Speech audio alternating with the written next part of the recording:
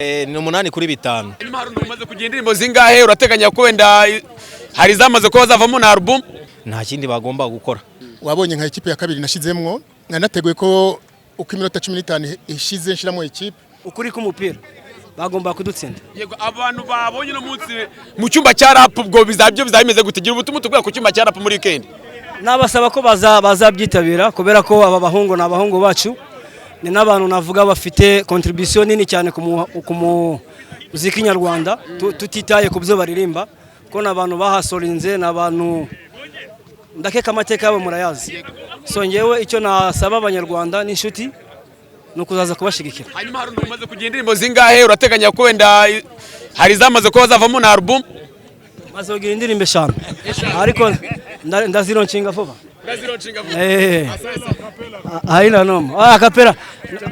Ndashaka kubatera surprise. Muzaze mu cyumba cya rap ubundi mbakubite nibirenza akapera. Ni 8-5 ku bantu bitoza buri munsi. Abandi baba bari muri studio nawe imagine. So bivuze ko nta kuntu tutagize. Ngaho hanyuma hagati mu mukino bitego 8-5 warubonye physionomie mu mukino wari umukino rutegute wowe wabonye gute? Bo equipe techniquement urumva baraziranye abantu bitoza kabiri mu cyumweru mu mwanya wabo baraziranye pe. Aba rero urumva bamaze igihe ari uko bahuje umugambi uhura n'itariki ya 26 y'icyumba cya rap. Ni inshuti baraziranye ariko ikibuga ntago baziranye. Nta kindi bagomba gukora. Nuko babwira ngo mukine zone. Mwe kubuja cyane. Nutembera cyane ntufite umwuka nk'uwabo. So intuzi banga rya mini food nuduka muvuma nyinshi. Ahubwo nasanze amategeko bayakoze kare nk'umutoza nakererewe basaba iminota myinshi. Niyo mpamvu ubona bananiwe vuba. Ikindi cya kabiri nuko twari dufite abasimbura bagera kuri 5 bonyine. Abandi bo babuze nuko bakina kubera ikipe nini. So 5 ku 8 ndabizi ko nabo bagiye bavuga bati ntitubyumva neza. Umutoza urateganya iki kuba wahindura mukora gake batanya ko byibuze mu minsi igiye kuza equipe wakongera wenda ukabonekamo n'iminsi mwajya mukoramo imyitozo cyane kubera ko icyumba cya rap ni ngaruka mwaka ni itariki igomba kuba season rap festival bivuze ko ntago tuzongera guprofita iby'icyumweru nukumenya ko habura nk'amezi 2 abantu bagatangira imyitozo wabonye ko barimo nyene tu. Hanyuma hari umunyezamu winjye mu minota ya nyuma munakwa na saving equipe abantu bakoze imibare hanze bavuga ko ashobora kwakuzemo nka save nko muri 15 minota mike cyane ura munyezamu mutubwira iki cyatumye wenda tabanzamo kugira ngo niyo bipira banze ko bayisavinga ntabwo yakoze ntuze shifoma nabandi ni n'umubateri buri muri Africa so bivuze ko nkuko n'ubundi hano hari abakameramani cyane byose umwuga se. Hanyuma David ntabwo ngaruka ku byabaye mu kibuga ariko umuhanzi umunyamakuru bisobanuye iki? Umuhanzi munyamakuru bisobanuye iki? Nawe urabyumva ni nko kuvuga ngo umunyarwanda n'u Rwanda birabacanze dusobanuriye neza uko yangana cyo kubana byumva abo nuko buriya ndu umuntu uba mu bahanzi cyane so nuko nabonye ko abavandimwe kuri cyumba cya rap bare bakeneye ubundi bufasha biba ngombwa ko equipe yabo yari ntoya tujya kuyiha umusada nk'umwe mu bantu basanzwe bakorana nabo mu buzima busanzwe. Ikibazo cyane sicyo ntabwo ngarutse David umunyamakuru umutoza navuga nti uno mukino umuhanzi n'umunyamakuru guhurira mu kibuga bisobanuye iki? Bisobanuye kinini cyane kubera ko icyambere bose barakeneranye cyane ko umunyamakuru icyamariye umuhanzi ndakubwiza ukuri yuko buri umwe azi icyo bimaze nta nubwo twabirenza ubusobanuro bwinshi. Nawe ufite ikibazo cy'amatsiko wangu wari umukino utoroshye cyane umukino ukomeye mutsinda ibitego 8-5 coach mu kibuga equipe yorishije. Icyambere sinumva ko yari match ikomeye cyane kuko match ikomeye cyane sikujya tuyikina sinakujya tuyitegura yari match ya gicuti nibisanzwe ariko nshime ko abahanzi mbona ko intambwe yarazambutse niveau yabo yarazamutse tugereranije no ko twakinye ubushize bikaba bishimishije kuko uno munsi twabonye yuko hari abakinyi bacu bagiye mu kibuga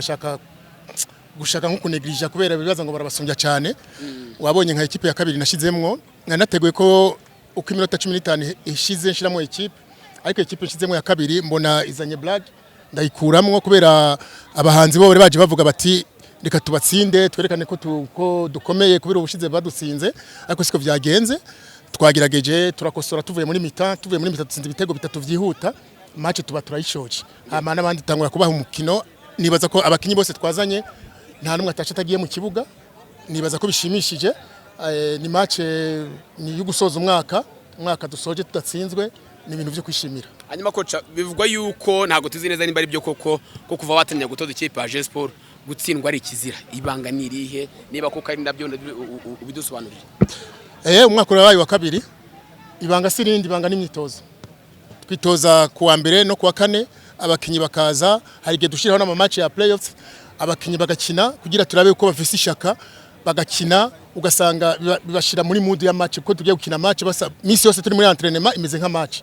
bikaca tubitufasha rero tugiye gukina match biroroha cyane abakinyi bagenda bagiye muri match muri entraînement ni match tugiye gukina match bikaca bitworohera nta rindi ibanga ryo gutsinda n'imyitozo. Ubu maze imyaka ibudatsindwa imyaka 2 iruzuye. Hanyuma se coach equipe yawe we nk'umutoza yego nabanyamakuru ntabwo wenda navuga ko ari aba professionnel wenda ku buryo bavuga ngo barimo barakora nkuko wenda ba pro bakora equipe yawe urayishaka ku ruhe rwego intego wumva umwaka utaha equipe yakwe kubigeraho. Intego dufite twabivuganye na president w'abanyamakuru wa sport Jean Butoyi nuko twaza turitabira iyi mikino y'ibigo nango tukaja kwitabira tukaja ku rundi rwego kubera tumaze kubona ko imikino ya gicuti dukina myinshi turayitsinda kandi bitworoheye twushaka ro kuja mu mikino y'ibigo tuje gukina guhatana hanyuma twerekane dukine n'ize equipe nitwasanga baturusha tukurabe niveau yacu higera kubera muri ibindi tumaze kubona ko twamaze kubirengana tuje mu yindi ntambwe dukina abantu bigaragaze harimo bakinyi bakiri bato kandi bashoboye nibaza ko bashobora no kugira icyo bafasha haba mu 3e cyangwa 2e division bakagira icyo baterera mugabo byo byose tubikeneye iryari dukiyemo bakinyi bakina muri 2e division cyangwa 3e barahari mbona match za 2e division za 3e division atacho babarusha ni myitozo gusa ko dukora kabiri bagiye gukora nka gatanu nk'abandi ntacho baba barusha dushaka rero match zisunonuye match zo mu yindi ntambwe ku yindi dogre dukinene mu bigo hanyuma twerekana icyo dushoboye nk'abanyamakuru. Hari imikino iri international ku buryo wenda equipe y'abanyamakuru twazumva mwaka utaha wenda isokera u Rwanda cyangwa se isoka hanze y'u Rwanda kenda gukina imikino. Umwaka ushize ibibazo hagati y'u Burundi n'u Rwanda bitaravuka twarakinye ni Burundi turuvayo tunganije tuba tuzi ko baza gukina twishura haba ibibazo twateganya kuja i Bugande naho tuje gusura abanyamakuru baho kuko bamaze no kuza gukina turateganya no gutumira abo muri Kenya ko naho twigeze kujayo haba mu Bugande haba mu Burundi haba muri Kenya aho twarose nta hamwe twigeze dutsindwa tugomba tutangurira umwaka utaha twongere tubatumire tubereke ahubwo ko ubunyanivo yabaye yazamutse gusumba ko yahora. Hanyuma dusoza ubutumwa ku barape abahanzi mwatsinze ni incuro ya kabiri wikurikiranye batsinda hanyuma unatubwire abakinyi bawe cyangwa se abanyamakuru bari tayari kwitabira igitaramo cyo kuri 26 cy'icyumba cya rap. Abaraperi cyo nababwira nuko bokongereza imyitozo abashaka kwitoza natwe ni karibu kwa mbere no kwa kane baze tubahe imyitozo abaraperi nta kibazo iyo dukinye babari inshuti babara abavandimwe iyo baje tubahereza umwanya imbere y'abandi hanyuma icyo novuga ku cyumba cya rap ku cyo giteramo cyabo nibaza ko atamunyamakuru azosigara ahubwo no kubibavugira tuzobivuga batanabidutumye tuzobivuga batadutegetse kuko nabantu bacu abarapere tuzobakorera publicité ku buntu ko nabantu bacu twamaze kugira famille y'abantu mukinye kabiri mugasangira mukishima nta gikuzi kiba gisigaye ibisigaye byose bari ubuvandimwe. Ijambo dusoza ijambo ry'uno mwaka wose 2025 ku equipe yawe niba n'umutumwa bagenera abakinyi ndetse n'ubuyobozi bwa J-Sport. Nta kintu bipfuriza Noheli nziza no mwaka mwiza. Saa 3:20 n'amasegonda make cyane agera kuri 58 birumvikana twari turi mu mukino w'abanyamakuru uhuza n'abaraperi. So ni umukino wagenze neza uko nabivuga kubera ko ni umukino uyu munsi wariseriye cyane kubera ko abahanzi bose baje n'abanyamakuru benshi baje ba David Bayingana baje Doka Star ni benshi nabonye kabisa abanyamakuru batandukanye ariko Rugaju rigani wantewungushe kuba ntakubonye ariko menya ari gutegura ibitaramo nabonye ari kumwe na Israel mbonye arimo baragendana hafi se nkibi mbambiza nyine so no kuvuga ngo rero no mukino wari wahuje abanyamakuru n'abahanzi ariko by'umwihariko akaba ari abahanzi b'abaraperi bazaririmba mu cyumba cya rap n'ubundi nkuko bigarutseho ku itariki ya 26 z'ukwezi kwa 12 2025 turi kusoza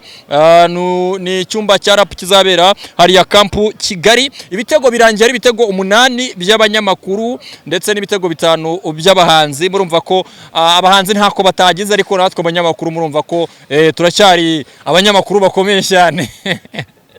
wanshira mu kibuga cyo korana ashobora kubogeza kabisa ariko kukina byo byagorana cyane so rero ni igikorwa navuga ko cyari cyiza cyane kubera ko ubona hano Zaria Koti abantu bari buzuye ari benshi cyane ibyamamare byose byari byaje ubushize nabonaga benshi bari babinegirije kubera ko hari benshi batari baje abandi bavuga ngo batiye ngo ibiki n'ibiki bumva ko bari kugenda nyine hari utuntu bagenda banenga yaba ku ruhande rw'abanyamakuru hari benshi batari baje ariko ubu twaje twese ndetse n'abahanzi uyu munsi baza bose nizera ko ari ibintu byari byiza cyane rero ngira ngo Zebra Switch araza gucishamo murebe uko byari bimeze cyangwa se niba ugeze kuri uyu munota byanga bikunda wagiye ureba uburyo muvoma zari zigiye ezimeze mwe mwari mudukurikiye rero kuri kamera ndagushimira cyane twumvishe abatoza bombi aba David Bayingana watozaga abahanzi yaba nundi mutoza ibaze ko ntamuzi kandi ari umutoza utoza ikipe yacu y'abanyamakuru Imana imbabarire ntaga kumwirengagiza kubera ko byabaye kenshi ndimo ndirukanka mu bindi biganiro mararikira ko mfite interview nyinshi z'abahanzi twakoranye hano mugomba kuba stay tuned hano kuri Eco Bloom TV kugira ngo muzabone byinshi twagiye tuganira nabo bahanzi so reka mbashimire ariko muduku following kuri Instagram ni Eco Bloom TV n'umunyamakuru wanyu Mr Muhanzi kuri TikTok naho nuko abarenga 24,400 bamaje kudufollowinga kuri TikTok ndetse no kuri Instagram na YouTube mukomeze musubscribing abantu nkomeje kubashimira cyane abonye ibihumbi 2 birenga byamaje kuba bigeraho kabisa reka mbahe respect ikomeye cyane mwe mukomeza gusupportinga umunsi kundi yo musubscribinze iyo murebye ibiganiro mu bisharinze biba byiza cyane kubera ko bintera imbaraga bigatera n'imbaraga n'ababosi baba bari kunyishyura reka mbifuriza umwaka mushya muhire kubera ko harabura iminsi mike cyane tukawusoza ariko kandi mbararikire no kujya muri ibitaramo nyamuneka biri gutegurwa byinshi bitandukanye yaba icyumba cya rap yaba icya Ben na Bruce Melody yaba icya Kuraido Kigali n'abandi benshi cyane bari gutegura ibitaramo bose muzabyitabire kubera ko ni support ikomeye cyane tudafite abahanzi tudafite abanyamakuru tudafite showbiz kugira ngo mbone inkuru nyinshi nkora byangora nubwo n'izindi nyinshi zindi zo mu buzima busanzwe nazo nazikora ariko nge ndi umunyamakuru w'imyidagaduro imikino n'amakuru asanzwe reka nshimire cyane Zebra Switch buri kuri kamera muzadufasha ku editinga mujye musura Rwiza studio ye nawe abafata video amafoto n'ibindi bigiye bitandukanye akabahereza ibintu biba biryoshye cyane respect you